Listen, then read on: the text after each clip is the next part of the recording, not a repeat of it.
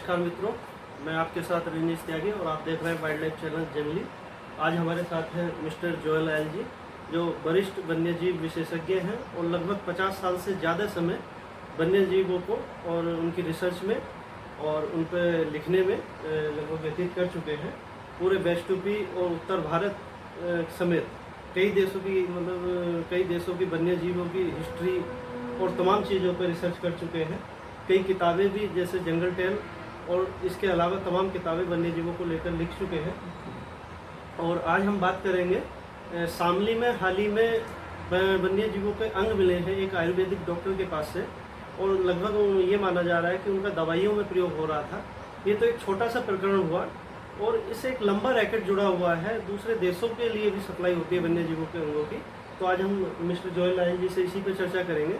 तो हम आपसे जानना चाहेंगे कि वन्य जीवों के अंगों का दवाइयों में इस्तेमाल किस तरीके से किया जाता है, क्यों इनका वन्य जीवों की हत्या कर दी जाती है, इसके लिए क्या भ्रम है लोगों में और क्या सत्यता है, ये हम आपसे जानना चाहेंगे सबसे पहले।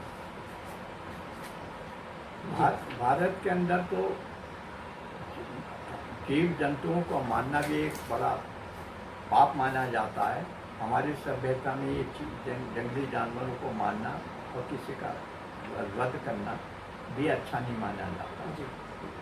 उदाहरण के रूप में हमारा राष्ट्र पक्षी जो मोर है और हमारे जो देश की जो सभ्यता का हजारों साल से पुरानी सभ्यता का प्रतीक जो हुआ हमारी गौ गाय, और उसे हम माता कहते हैं। हमें उसकी उपयोगिता मालूम थी कि गाय के बिना आदमी उस समय से ही उन्हें मालूम था कि गाय के दूध के बिना और इसके बिना जीवन जो है हमारा मानव का संभव नहीं है, और वो उचित था।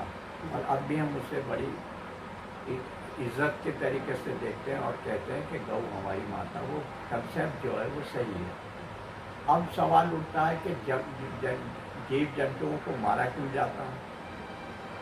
बड़ा दुख का विषय है, लेकिन ऐसा हो रहा है। इसके संबंध में मैंने जो अब तक शोध किया है और देखा है, और उस इलाके से मैं उस प्रदेशों उन जगहों से गुजर के गया हूँ और मैंने देखा भी है, वो है असली इसका करने वाला।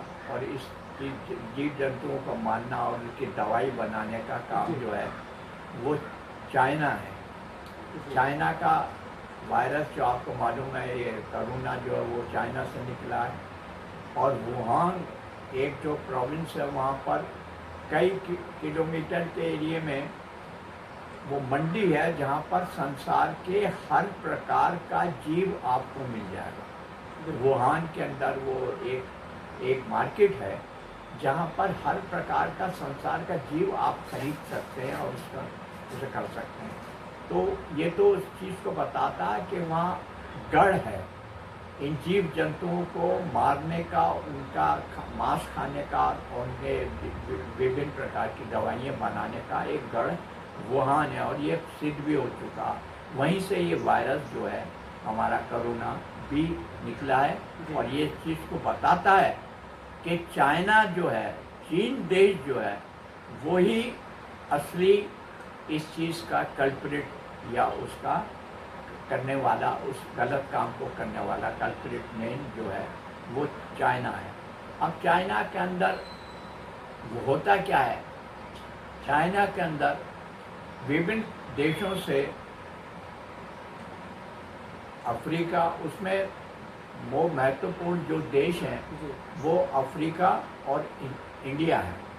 चाइना ने अफ्रीका में अपने जाल बिछा रखा है, केवल व्यावसायिक तरीके से नहीं, किंतु जीव जंतुओं इस व्यवसाय के द्वारा अफ्रीका से भी वो व्यवसाय के आड़ में जीव जंतुओं के विभिन्न प्रकार के अंगों को लियाता है। और उसने हिंदुस्तान के अंदर भी इस चीज़ को जाल बिछा दिया।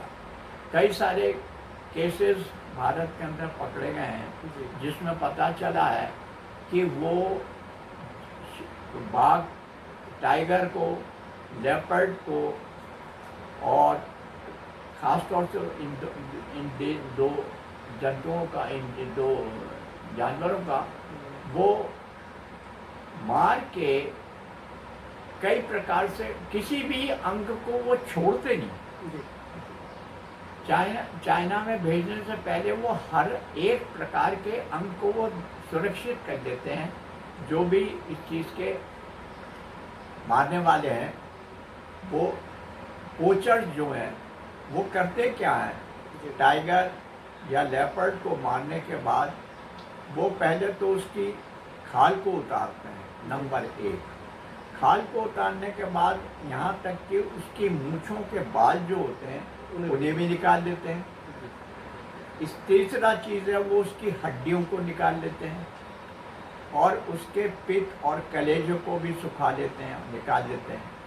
और कोई भी अंग ऐसा नहीं होता जिसे वो छोड़ें।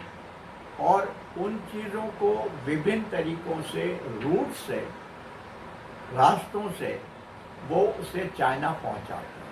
अब वो रूट्स कौन कौन से हैं? मैंने देखा था जब मैं अल्मोड़ा से आगे ये पीलीभीत का और कॉर्बेट पार्क के जंगलों से जब मैं गुजरा और मैंने वहाँ कई समय तक देखा और शोध करी, तो उसमें देखा कि ये वहाँ से ये चीज़ों को लेकर नेपाल के रास्ते, अब नेपाल में जब आप टनकपुर पहुँचेंगे, जो कि हमारे टनकपुर जो आता है हमारे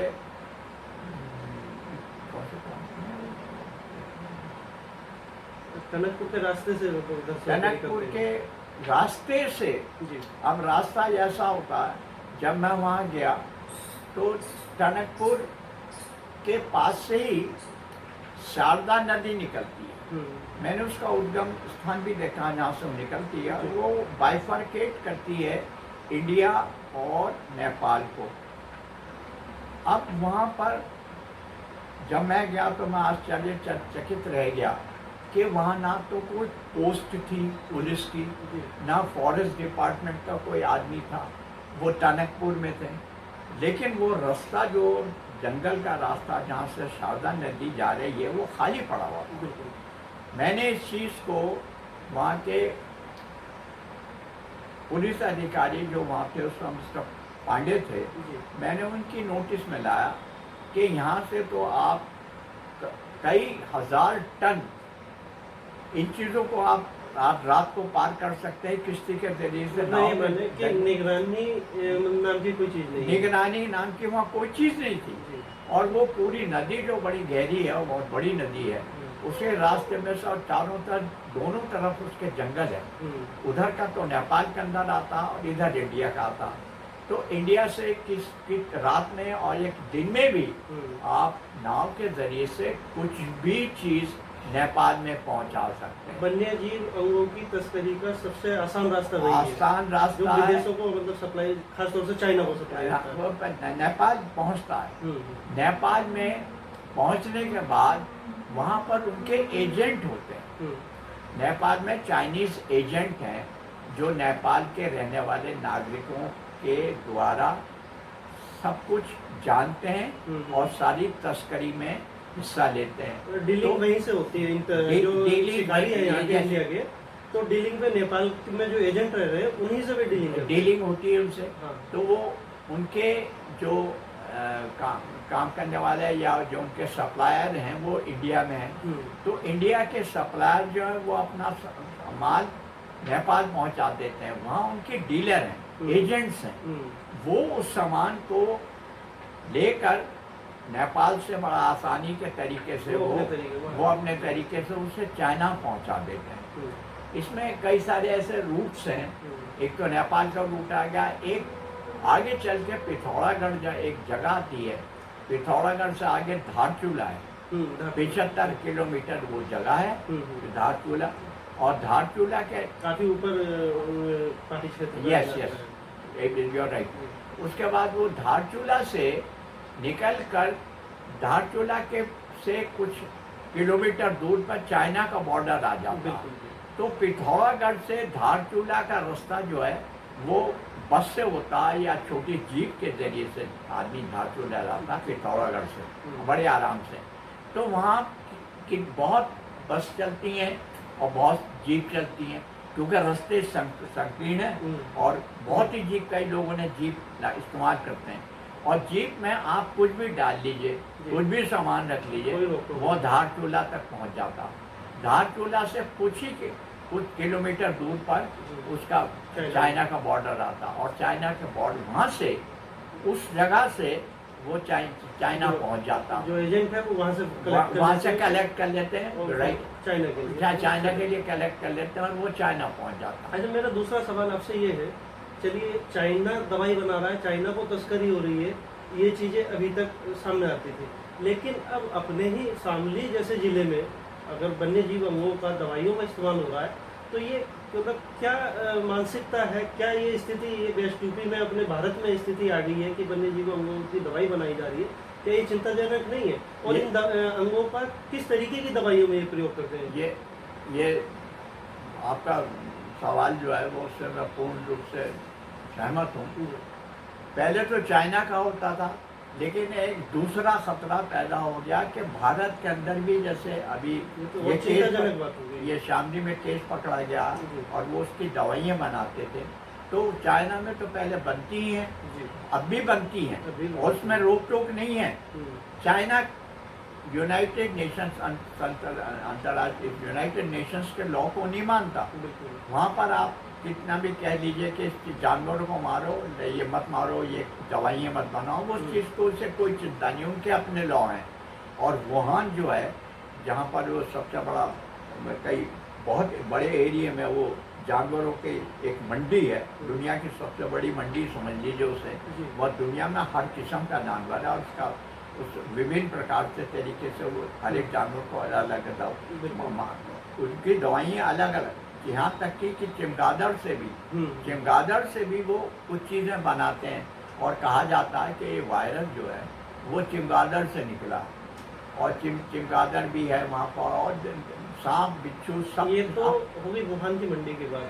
अब अपने यहाँ जो चर्चा है वो ये भी है कि यहाँ पे बहुत सारी ऐसी दुकानें हैं जो आयुर्वेदिक यूनानी दवाइयाँ बेचने के नाम पे वन्य जीवों के अंग भी बेचती है। ये इन्हीं से ही डॉक्टर कलेक्ट कर रहे हैं। ये तो डबल अटैक हो गया। पहले तो चाइना से जाता, लेकिन जब वो हिंदुस्तान के अंदर भी वो बनने लगी हैं तो हमें तो डबल डेंजर पैदा हो गया। दूसरा बड़ा खतरा पैदा हो गया कि भारत के लोग ही उन्हें, चाइना के बाद छोड़िए, वो तो भारत के लोग ही उसे बनाने लगे, तो उसमें तो हमारे जीव जंतुओं के लिए बहुत बड़ा खतरा हो जाएगा। अब जीव जंतुओं के अंदर क्या होता है कि जैसे जानवरों के सींग होते हैं, जैसे चीतल के सींग होते हैं या बारहसिंगे के सींग होते हैं, इसको किसी ने मुझे बताया था उस शोध के दरमियान में कि उनके सींग को वो पीस के उसके अंदर तेल मिला के मनुष्यों की वो सेक्सुअल पावर बढ़ाने के लिए इस्तेमाल किए जाते हैं।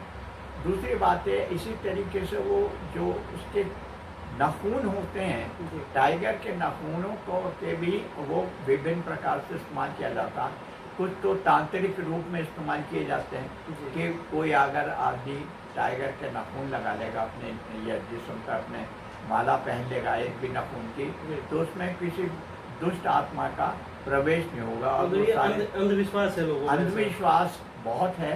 और वो कहते हैं कि टाइगर का अगर हमने नाखून लगा रखा अपने जिस्म पर, माला में डाल रखा है टाइगर का नाखून, तो हमें संसार में कोई भी दुख नहीं होगा। ये अंधविश्वास है बहुत, कि वो इतने निडर गए हैं, इतना विश्वास उनका उस चीज़ पर आ गया। वो कहते हैं कोई भी हम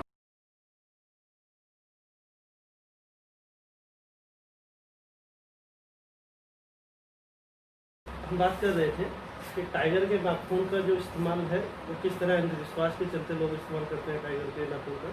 इसी तरह जो दूसरे अंग हैं वन्य जीवों के, खासतौर से टाइगर और लेपर्ड के, तो इनका भी क्या इस्तेमाल मतलब दवाइयों में होता है, और क्या इससे नुकसान भी हो सकते हैं लेने वाले के लिए? अंधविश्वास में ले तो लेते हैं दवाइयाँ, क्या नुकसान हो सकते हैं? फ़ायदा तो मुझे नज़र नहीं आता, क्योंकि अंधविश्वास में ही लोग पैसा कमा रहे हैं। जी, इसके बारे में बड़ी विचित्र सी बात है कि टाइगर और लेपर्ड की मूछें जो होती हैं, मूछों के बाल जो होते हैं, मेरी वार्तालाप गांव के अंदर लोगों से हुई थी बहुत कुछ साल पहले, और मैंने इस चीज़ को बड़े गौर से सुना था। तो वो भी एक प्रकार से मूँछों के बाल जो होते हैं वो घर में रखने से अंधविश्वास के कारण वो समझते हैं कि हमारा घर सुरक्षित रहेगा, हमें हर प्रकार की सुविधा मिलेगी और कोई विपत्ति और कोई चीज़ हमारे पास नहीं फटकेगी और हम अपने जीवन में सफल रहेंगे। ये मूँछों का इस्तेमाल किया जाता है। मूँछों को इस्तेमाल लगा के वो लोग अपने घरों में एक मूँछ या दो मूँछों पर मिला के किसी माला में लगा के टांग देते हैं। उससे उनका केवल ये अंधविश्वास है, इसके अंदर कुछ सत्यता बिल्कुल नहीं है इसके अंदर, लेकिन हमारा अंधविश्वास है तो लोग अंधविश्वास। हाँ, ऐसा किसी ग्रंथ में एक किताब में भी नहीं लिखा है, लेकिन लोगों का अंधविश्वास है। बिल्कुल। और शिकारी जो वन्य जीवों का शिकार करते हैं उन्होंने अपने पैसे की कमाई के लिए अंधविश्वास को बढ़ावा दिया। अच्छा, इसके अलावा ये उसके आँख जो होती है उसके आँख कहते हैं कि शेर की आँख बहुत और गुलदार की आँख काफ़ी तेज चमकती है और आईसाइट उसकी देखने की जो शक्ति है वो काफ़ी आँखों में।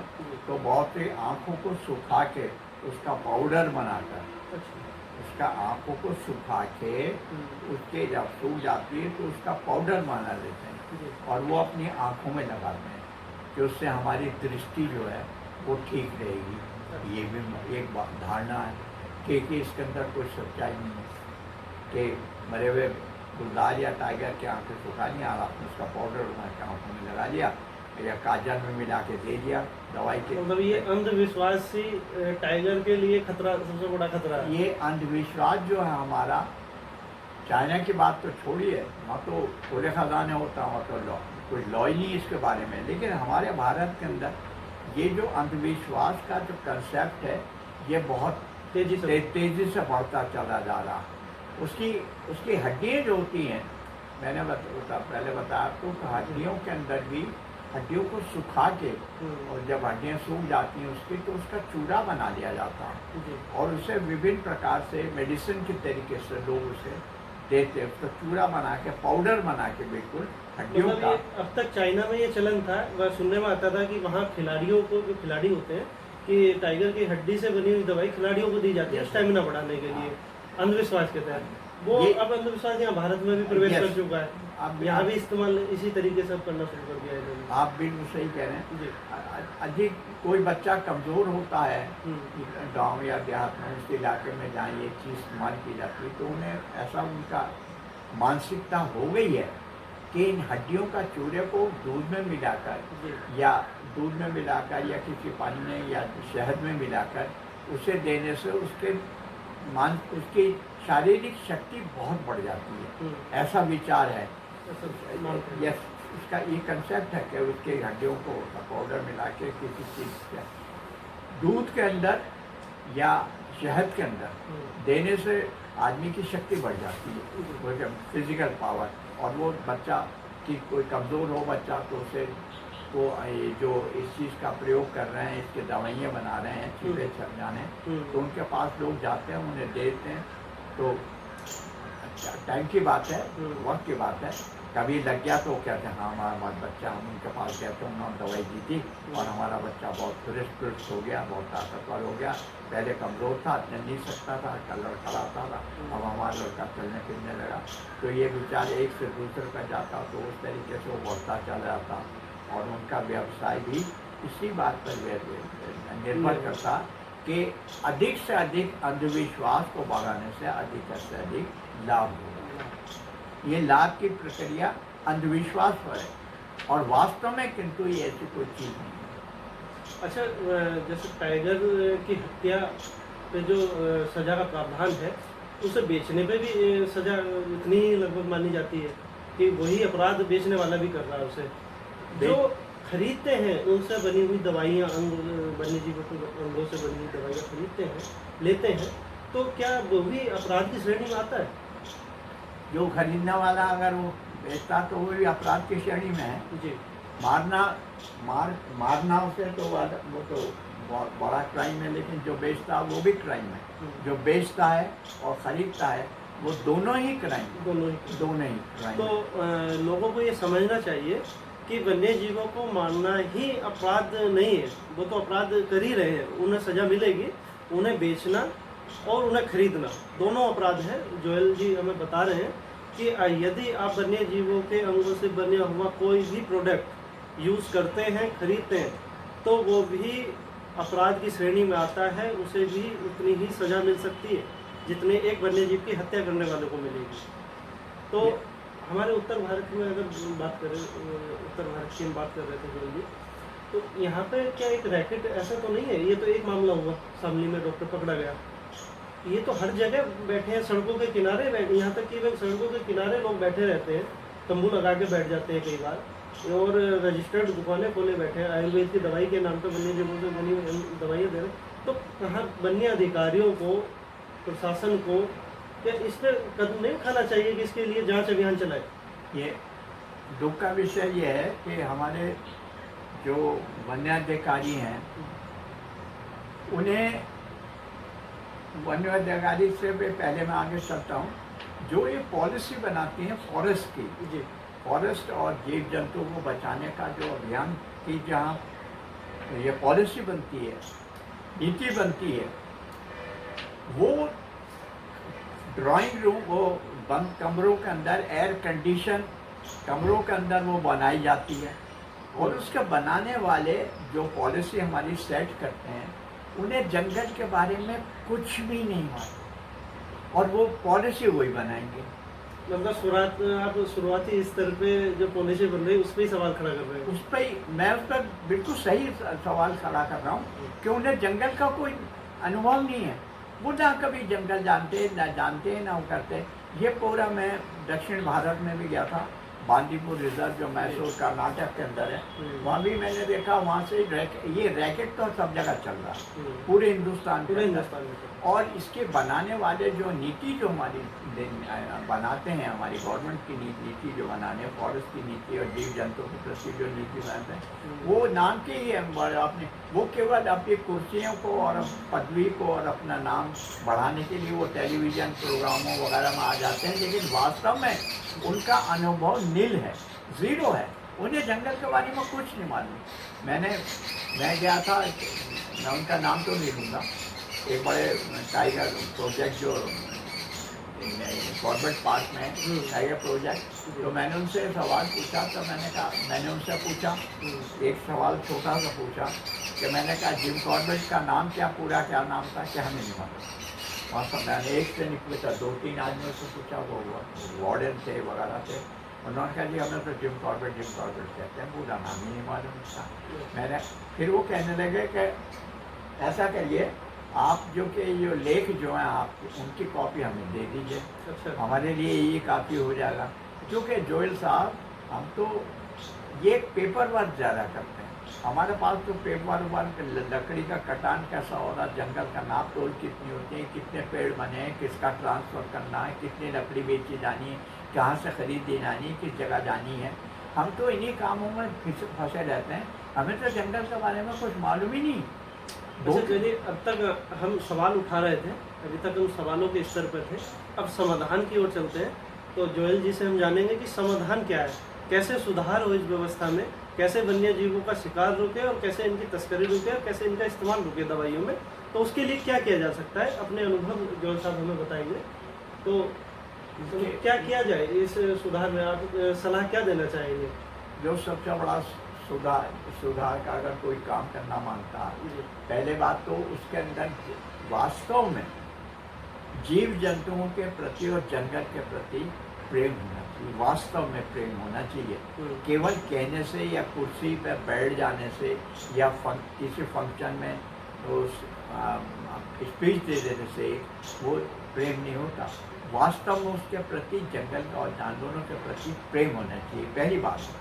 दूसरी बात जो सबसे इम्पोर्टेंट मैंने अब तक देखी है वो ये है कि जो जंगल के किनारे गांव हैं, जंगल के किनारे गांव हैं, चाहे यहाँ पर हो, चाहे वो केरल के अंदर वायनाड में हो, चाहे वो बांदीपुर में कर्नाटक में हो, चाहे वो केरल के वायनाड के अंदर हो जंगल में, तो चाहे जिम कॉर्बेट के पास, जिम कॉर्बेट पार्क में हो, कहीं भी पूरे हिंदुस्तान, चाहे वो मध्य प्रदेश के अंदर हो, कान्हा नेशनल पार्क है मध्य प्रदेश में, वो वहाँ पे हो, यहाँ जो गांव के, जो जंगल के किनारे गांव जो हैं, जहाँ पर ये जंगली जानवर पाए जाते हैं और जिसके इर्द गिर्द वो घूमते हैं, वहाँ पर जंगल के प्रति लोगों का प्रेम और सद्भावना बढ़ाना जरूरी है।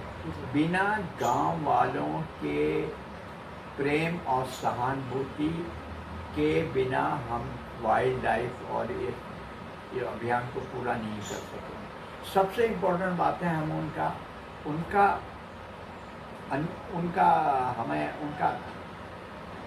उनके प्रति उनका कॉपरेशन जो है हमें सबसे ज़्यादा ज़रूरी है, गांव वालों का कॉपरेशन। तो एक भावनात्मक रूप से उन्हें जोड़ना पड़ेगा जंगल और जंगली जानवरों से। भावनात्मक वही सिपाही सबसे बड़े हैं। सबसे बड़े सिपाही जो हैं वो फॉरेस्ट के अधिकारी नहीं है, वो मिनिस्टर नहीं है, मंत्री नहीं है, वो फॉरेस्ट के अधिकारी नहीं है, डीएफओ नहीं है। वास्तव में संरक्षण के सबसे बड़े अधिकारी गांव के लोग हैं। गांव के अंदर लोगों को बताना चाहिए कि उन जानवरों के, जैसे टाइगर, हमारा टाइगर में किसके कितना महत्व, गिर के अंदर लॉयन जो है 500 550 जो संख्या या 600 करीब बढ़ गई होगी, वहाँ पर वो बचे हुए हैं थोड़े से, उन्हें संरक्षण कैसे किया जाए, गुलदार का संरक्षण कैसे किया जाए। ये कुछ जगहें पॉकेट हैं जहाँ पर वो रह गए, बाकी सब जगह लुप्त होते चले जा रहे हैं खेती की वजह से, पॉइजन की वजह से और मेटेरियलिज्म, फैक्ट्री के बढ़ जाने से जंगल तो सीमित होते चले जाते हैं। लेकिन वो थोड़ी सी जगह जो रह गई हैं उन्हें तो बचाओ, और उनके बचाने के लिए वो ये है कि गांव के लोगों का कोऑपरेशन सबसे ज़रूरी है। उन्हें हमें ट्रेन करना पड़ेगा, उन्हें बताना पड़ेगा कि इन जंगली जानवरों का हमारे जीवन में क्या महत्व, क्योंकि ये प्रकृति के बैलेंस को रखते हैं, बैलेंस रखना पड़ता। क्योंकि अगर टाइगर नहीं होगा, गुलदार नहीं होगा, तो और जंगली जानवर बढ़ जाते, खाने नीलगाय है, महा है, हिरन है, बढ़ते चले जाएंगे, संख्या बढ़ जाएगी और ये खेती को नष्ट कर देंगे। एक तो पहले ऑलरेडी खेती नष्ट हो रही है हमारी, संकीर्ण होती चली जा रही है, और जो रईस है ये वो जंगली जानवर खा जाएंगे। आजकल बहुत आवाज़ उठ रही है कि जंगली जानवर हमारे खेतों में खा रहे हैं, और रात को लोगों को पहरा देना पड़ता। कारण ये है कि वो गुलदार और टाइगर नहीं रहे उन जगहों में, तो जंगली जानवर बढ़ रहे हैं, तो टाइगर और काम ये है वो खुराक ही नहीं लेते जानवर मार के, वो प्रकृति का बैलेंस रखते हैं, बैलेंस बनाना उन्हें, वो बैलेंस के लिए ईश्वर ने उन्हें पैदा किया। तो हम जब प्रकृति का बैलेंस ही बिगाड़ दिया हमने, तो हम हमारे पर तो दुख और संकट के बाद 200 रुपये वन्य जीवों को दिया जाता है कि वो नुकसान क्या कर रहे हैं। तो हमें उनके अंदर बैलेंस बनाने के लिए उनकी संख्या भी बढ़ानी पड़ेगी, ताकि वो प्रकृति के अंदर बैलेंस रहे, बैलेंस स्थापित कर सके। बहुत बहुत धन्यवाद आपका। आपने हमें वन्य जीवों से जुड़ी हुई और जंगल से जुड़ी हुई बड़ी रोचक जानकारी दी, और बड़े ही साफ और तीखे शब्दों में आपने समस्या भी बताई और उसका समाधान भी बताया और सवाल भी खड़े किए। इसके लिए धन्यवाद आपका हमसे जुड़े। और दोस्तों देखते रहिए वाइल्ड लाइफ से जुड़ी जानकारी के लिए हमारे चैनल जंगली। अगले एपिसोड में फिर मिलेंगे। नमस्कार।